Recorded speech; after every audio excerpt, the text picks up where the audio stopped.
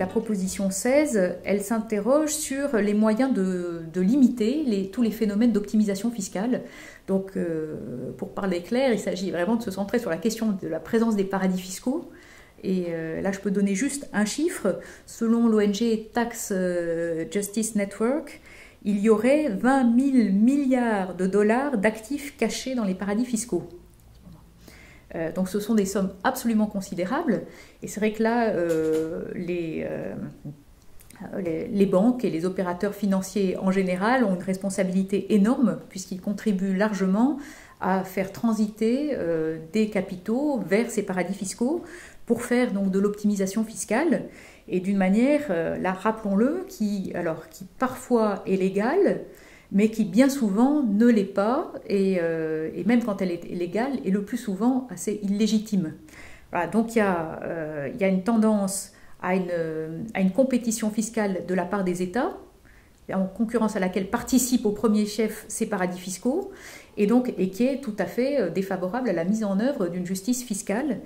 Donc, dans cette proposition, Max de Chanteyrac, qui est l'auteur, propose un chemin progressif pour une régulation des flux d'immatériel qui transitent, donc d'un pays à l'autre, d'une zone à l'autre.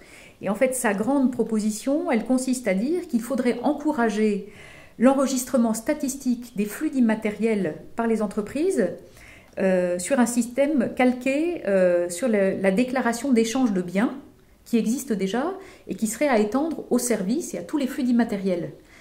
Et en réalité, là, cette proposition avait déjà été faite dans la première édition de l'ouvrage, là en 2009.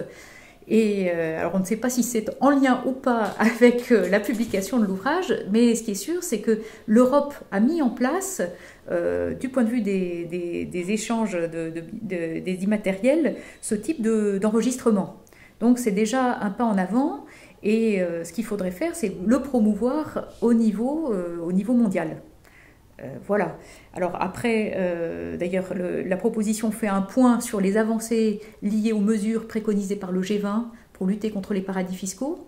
Alors, il y a eu cette proposition de lister les pays avec une liste paradis fiscaux blancs, gris ou noirs en fonction du nombre d'accords bilatéraux d'échange de renseignements passés entre pays. Alors, cette liste, elle a vraiment des limites parce qu'un certain nombre de pays qui sont notoirement des paradis fiscaux, en fait, ont argué du fait qu'ils ont signé des déclarations avec d'autres paradis fiscaux pour dire que ça y est, le quota de 12 était atteint et que donc il fallait les mettre sur la liste blanche. Voilà, donc là, il y a une série de... on peut dire que ça a été un premier pas et que c'est une avancée de la part du G20 que de reconnaître l'énorme problème lié à la présence des paradis fiscaux et de vouloir avancer vers une lutte contre ces paradis fiscaux, mais il faut reconnaître qu'on est quand même bien loin du compte.